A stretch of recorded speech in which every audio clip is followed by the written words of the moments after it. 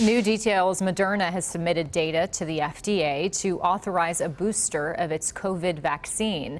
The company says a third dose given 6 months after the initial 2 doses will significantly boost immunity for all patients. Well, meantime, the FDA is planning to meet in 2 weeks to discuss the need for boosters for the general public. The CDC delayed a recommendation on boosters for the general population earlier this week, as the White House is pushing for a nationwide booster rollout starting on September 20th. There's a lot of confusion about this going on. Dr. Edwin with the Center for Global Health Infectious Disease Research at USF is joining us live right now to talk more about it. Good to see you again, Doc. How are you?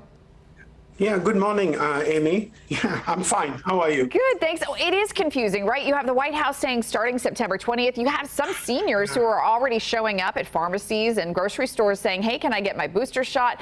Nobody really sort of knows what is the right thing to do. Yeah, I mean, I think, when you consider the booster, I mean, the main reason is, people think that immunity is waning and therefore you need to reboost. That's one of the reasons why people are pushing, for a booster vaccination. And in our modeling as well, we are seeing the first signs of the impact of waning immunity. And the Pfizer trials show that, antibodies may last about 6 months and it begins to decline. And that might be an indication that immunity is waning. So that is the first reason. The other thing is breakthrough infections. If you look at Israel, the data there shows that, 40%, all breakthrough infections are beginning to occur in people who have already got the 2 doses.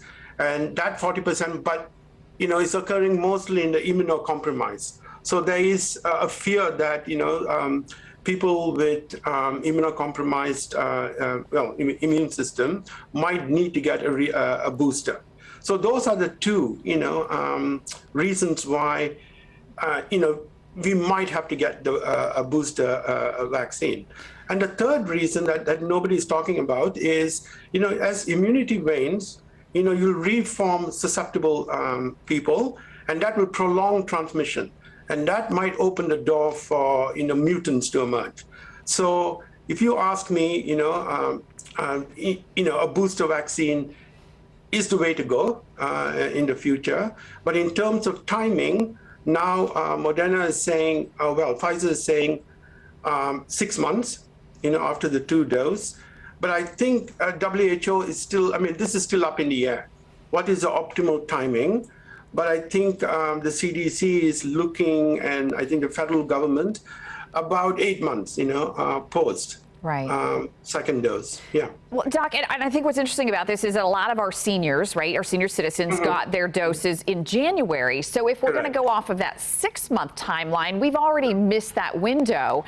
Yes. We've got, I'll give you an example. We have a nursing home here in Central Florida where nine patients there inside the nursing home have COVID. All of them are breakthrough cases. All of them had previously been vaccinated. So now there is sort of this concern that we're missing the window on the booster shots.